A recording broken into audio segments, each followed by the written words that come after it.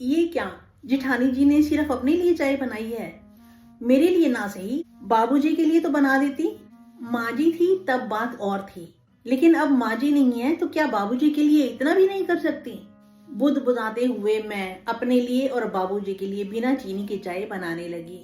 वैसे तो मुझे इस घर में आए हुए 5 साल ही हुए थे, लेकिन ऐसे लगता था कि जैसे सदियों से यहीं रह रही हूँ, कि जैसे एक उम्र बीत गई है। रसोई से लेकर सारे घर की साफ सफाई करना, बाबूजी को समय पर दवाई देना, उनके पैर में तेल की मालिश करना, पौधों को पानी देना, सब मेरी ही जिम्मेदारी थी। और पतिदेव को दफ्तर जाना है, उनके लिए लंच तैयार करके देना, समय पर देना। वैसे तो एक नौकर और एक बाई थी मेरी हेल्प के लिए, पर जेठानी जी उन दोनों को हर वक्त अपने ही काम में उलझाए रखती थी। जेठानी जी का प्रवेश तो इस घर में मेरे से 3 साल पहले ही हुआ था, लेकिन आज भी वो नई नवेली दुल्हन की तरह सजी संवरी रहती हैं। क्यों ना हो, क्योंकि वो अपने घर से एक ट्रक दहेज लेकर आई थी। इसीलिए सासू जी ने शुरू से ही अपनी धनवंती बहू को सिर पर चढ़ा रखा था। और जेठानी जी भी कम नहीं थी, एक बार सिर पे चढ़ी तो आज तक नहीं उतरी। मैं आई तो सासू जी को कुछ सहारा मिला।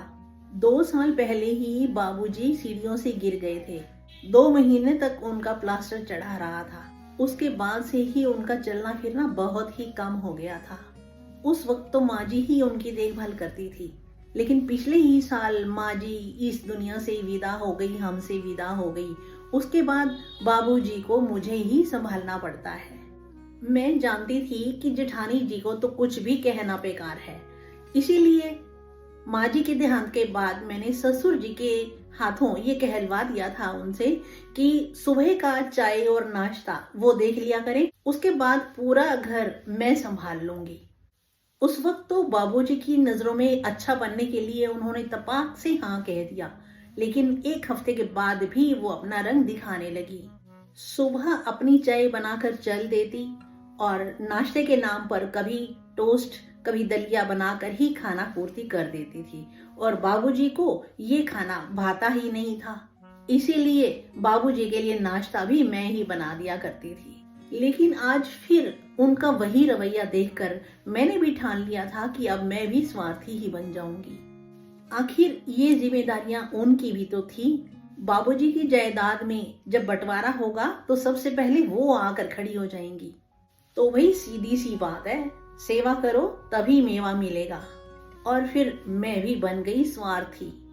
अपने लिए चाय बनाती, अपने पति के लिए प्यार से लंच का टिफिन तैयार करती, थोड़ी बहुत नाम मात्र की साफ सफाई कर दिया करती थी।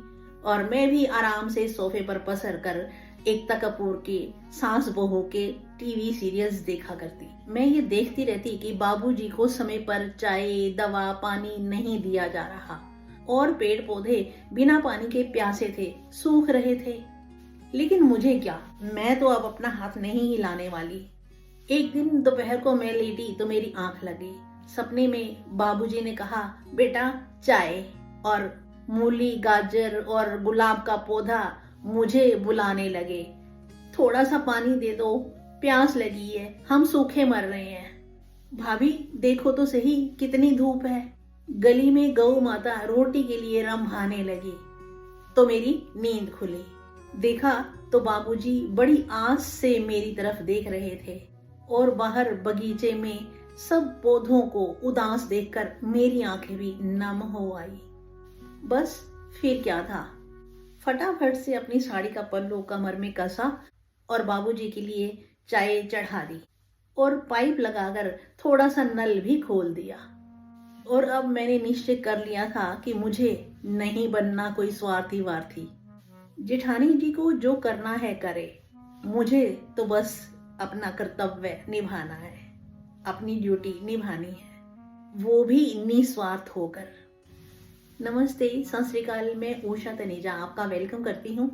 आज मैंने ये जो कहानी सुनाई है आपको, जेठानी स्वार्थी मैं निस्वार्थ, इस कहानी को लिखा है विभा गुप्ता जी ने। अगर आपको ये थोड़ी सी भी अच्छी लगी हो या इसने आपको कुछ सोचने पर मजबूर कर दिया हो तो इस वीडियो को लाइक जरूर कर देना और अपनों के साथ शेयर भी कर देना। और इस चैनल को अभी तक सब्सक्राइब नहीं किया तो सब्सक्राइब भी कर देना, ताकि आने वाली सभी वीडियोस की नोटिफिकेशन आप तक फटाफट पहुंच जाए। आज के लिए इतना ही, मिलते हैं फिर अगली वीडियो में किसी नई कहानी या टॉपिक के साथ। तब तक आप अपना और अपनों का बहुत बहुत ख्याल रखना। Okay, thank you, bye bye.